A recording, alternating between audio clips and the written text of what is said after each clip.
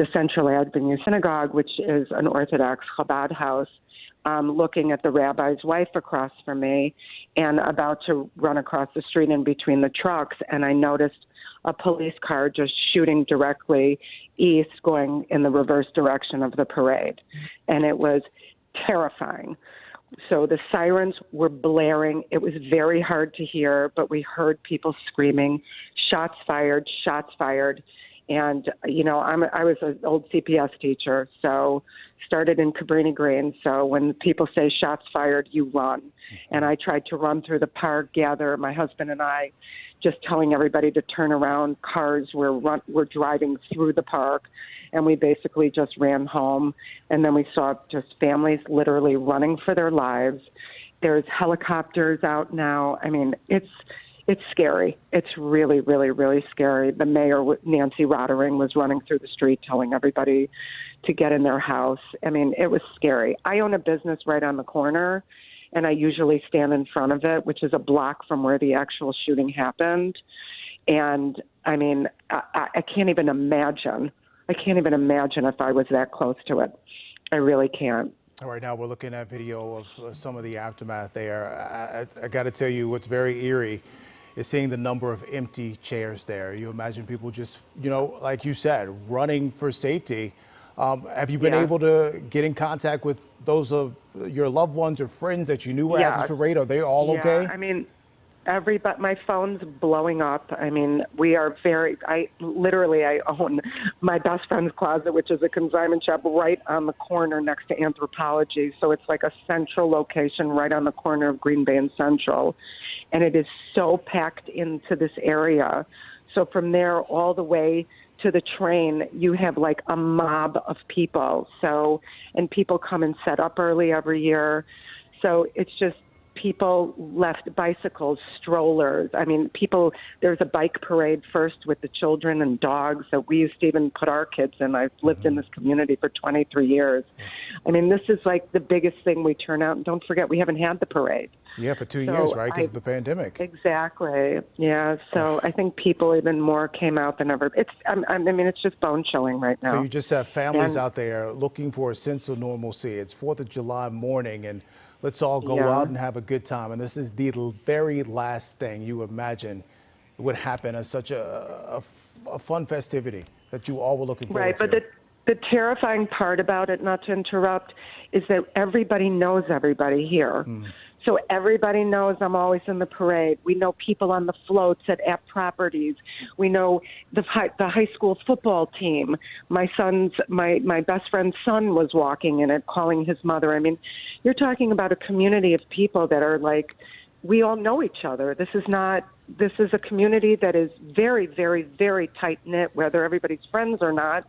You know, the concern here, everybody, are you okay? Are you okay? Like, you know, because of social media, people post pictures from being at the parade, and it's really celebratory, and it's just, I can't even believe this is going on here. And most of all, I can't believe that this is not enough to scare people, enough to do something about these gun laws already. I mean, this is an affluent community. We're not living in, you know, a bad neighborhood here. This is everywhere now. This is everywhere.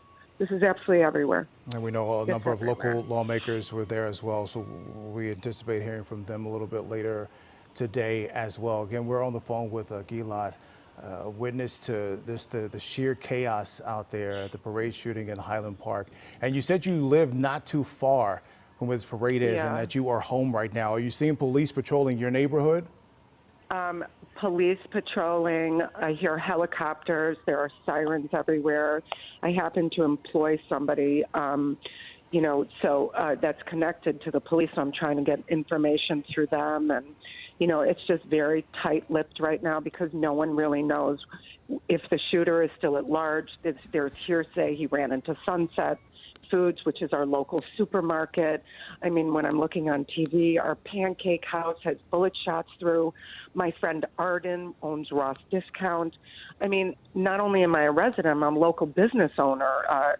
My friend down the street that owns Pisca, a restaurant in Highland Park, just called me to make sure I'm okay. I mean, this is crazy. This is not just a random shooting where you're sitting outside in the city of Chicago. This is like a community that is tight. I mean, we know everybody. Everybody knows everybody here. That's what's so scary. So saying that somebody is confirmed dead or saying that 9 people got shot, this could be very well be somebody we know. Absolutely. And be very close with. This is like, this hit home. This hit home for us all now. And it's mine. I think everyone's just in shock right now. Understandable. Just in shock. Understandable. In shock. And you said you've lived there for 23 years. I live around the corner from the park, literally across the street from Sunset Park, where everything takes place. It's like the hub of where everything in our community takes place. This area in general is where the fire station is. The police station's very close. The hospital is right here. I mean, this is our little main street, our high street. And that particular corner, because of Port Clinton Square, is where probably, whoever the shooter was obviously no dummy, was the most concentrated with people. And that's where people basically line up, set up first, their chairs. People come out early in the morning, to claim their spot, and there's so many old people too. Like people bring I used to bring my parents every single year. This is a really big deal here. It's just, it's our community. I mean, this is insane. This is insane. This is an affluent community of educated people that help everybody and stand up for other people and, have marched against gun violence. We have at the Highland Park Art Center, we have a whole display against all the gun violence and all the children that have lost their lives. When will this be enough? When will this be enough for people? When will this be enough? When will this be enough? Okay. I mean, clearly hear the frustration in your voice, and again, it's all understandable. Help me set the scene for people not familiar with this area or familiar with the parade.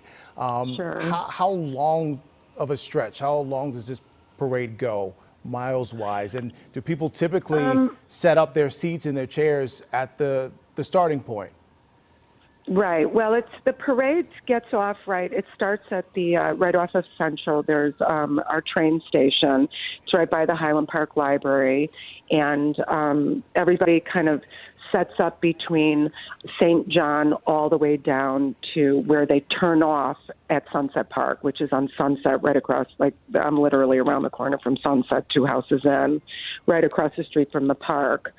So the parade sets up there. I was on a float one year. That's the only reason I know.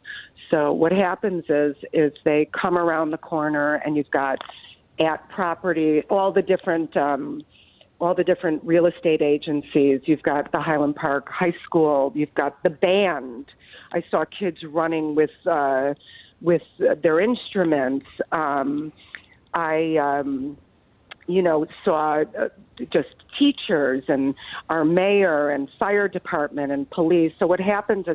It's probably 1, 2, 3, 4 blocks in the main business district, and then it juts out into past Green Bay Road. You've got a gas station, you've got Anthropology, my store, you have all these businesses, and then you have the post office, a couple of other businesses, and then, like I said, the floats turn north onto Sunset, which gets you into Sunset Park, where it's like a huge carnival with rides, and I mean, it's just incredible what we put out for this every year. So people come from all over. When we lived in the city, my in-laws lived here. We used to come out here, and just to see cars driving through the park, it was like a mass Gilat, evacuation. I don't mean to cut you off, but I'm so glad you are okay. Again, that shooter is still not in custody. We will have the latest for you coming up on our news at noon. Gilat, thank you again for setting the scene for us, and thank goodness that you are okay. We'll see you at noon.